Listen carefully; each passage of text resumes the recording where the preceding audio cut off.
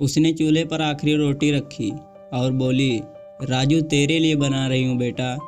पर उस दिन राजू नहीं आया और वो रोटी भी ठंडी हो गई। पर कभी सोचा है, जब माँ की आखिरी रोटी ठंडी पड़ जाती है तब जिंदगी का स्वाद हमेशा के लिए चला जाता है। ये कहानी है माँ के हाथों की आखिरी रोटी की, जो अपने बेटे के लिए हर दिन बहुत प्यार से बनाती थी।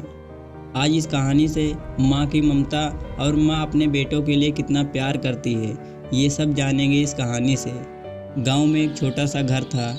मिट्टी की दीवारों पर सूरज की सुनहरी रोशनी पड़ रही थी। चूल्हे से उठता हुआ धुआं पूरे आंगन में फैला हुआ था। रसोई में बैठी माँ लकड़ी के टुकड़ों से आग सुलगा रही थी। उसके चेहरों की झुर्रियों में बीते सालों की मेहनत, संघर्ष और प्यार छिपा था। माँ की उम्र अब 70 साल के पार हो चुकी थी। शरीर अब साथ नहीं दे रहा था, पर फिर भी वो हर शाम अपने बेटे राजू के लिए रोटी बनाना नहीं भूलती थी। राजू अब शहर में नौकरी करता था। महीनों से घर नहीं आया, पर माँ रोज़ चूल्हा जलाती और तावा गर्म करती, मानो बेटा आज ही आने वाला हो। माँ के सामने मिट्टी का वह छोटा सा तावा रखा था, जिस पर उसने अपने पति और बेटे के लिए सालों तक खाना बनाया था। पति तो बहुत पहले गुजर चुके थे, अब बस राजू ही उसकी दुनिया था। उसने आटे की छोटी सी लोई उठाई और हाथों से बेलन पकड़कर रोटी बेलने लगी। धीरे धीरे आंसू उसकी आंखों से गिरने लगा। आटा गीला हो गया। वह मुस्कुराई और बोली, बेटे को पसंद है नरम रोटी, थोड़ा नरम हो गया तो ठीक है। हर बार की तरह उसने 2 रोटियां बनाई, एक खुद के लिए, दूसरी राजू के लिए। पर जैसे ही रोटी तावे पर फूली, उसने धीरे से कहा, राजू बेटा देख, तेरी पसंद की गोल रोटी बना दी मैंने। पर कोई जवाब नहीं आया, बस चूल्हे की जलती हुई लकड़ियाँ चटक रही थी। शहर में राजू अब बड़ा आदमी बन चुका था। वह अब सूट पहनता था, कार में घूमता था, बड़े बड़े लोगों से मिलता था। पर अब उसे गांव की याद बहुत कम आती थी। राजू फ़ोन करता तो बस 2 मिनट के लिए, माँ मैं ठीक हूँ, अभी मीटिंग में हूँ। माँ खुश होकर कहती, ठीक है बेटा, बस अपना ध्यान रखना। माँ को शायद अब पता नहीं था कि राजू अब उस मिट्टी की खुशबू भूल चुका है जिसमें वह पला बढ़ा था।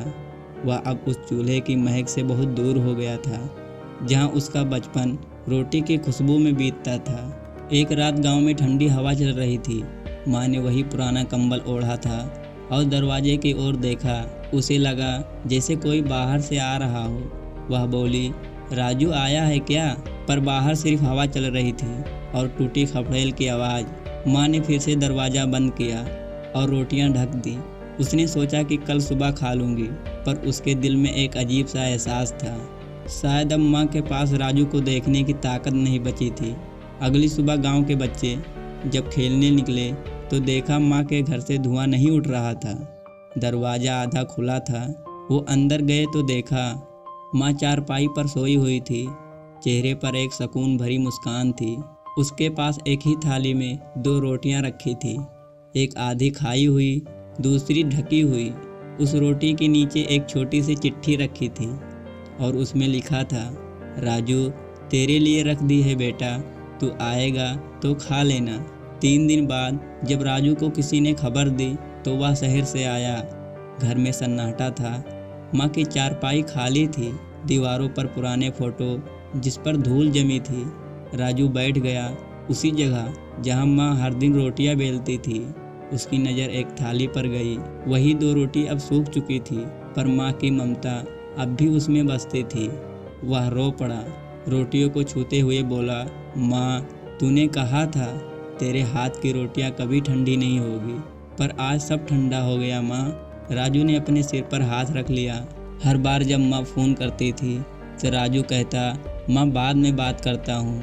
हर त्यौहार पर उसने कहा था, माँ इस बार नहीं आ पाऊँगा। और अब राजू वह पल भी खो चुका था। राजू ने चूल्हे में हाथ डाला और उसे अपनी हथेलियों में रगड़ा। आंसू गिरते रहे। उसे एहसास हुआ कि ये राख सिर्फ लकड़ी की नहीं, बल्कि माँ के प्यार की है।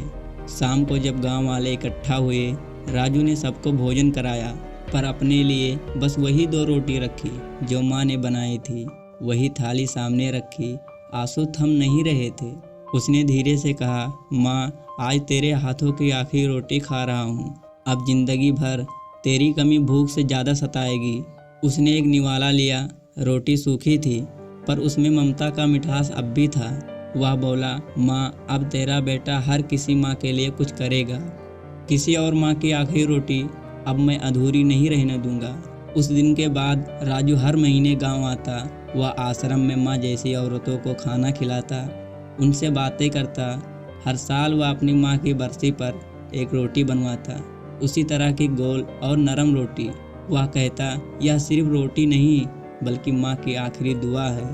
दोस्तों, इस कहानी से सीख मिलती है कि माँ का प्यार कभी भुलाया नहीं जा सकता। भले ही वो इस दुनिया में रहे या ना रहे, माँ का आशीर्वाद हर रोटी, हर सांस में जिंदा रहता है। और माँ के हाथों की आखिरी रोटी सिर्फ भोजन नहीं बल्कि जीवन का एक सबक है। मेरे प्यारे दोस्तों, अगर आप भी अपने माँ से प्यार करते हो तो इस वीडियो को एक लाइक, चैनल को सब्सक्राइब जरूर करना, ताकि हर अच्छी वीडियो आप तक सबसे पहले पहुँचे। मिलते हैं अगले वीडियो में, तब तक अपना ख्याल रखना।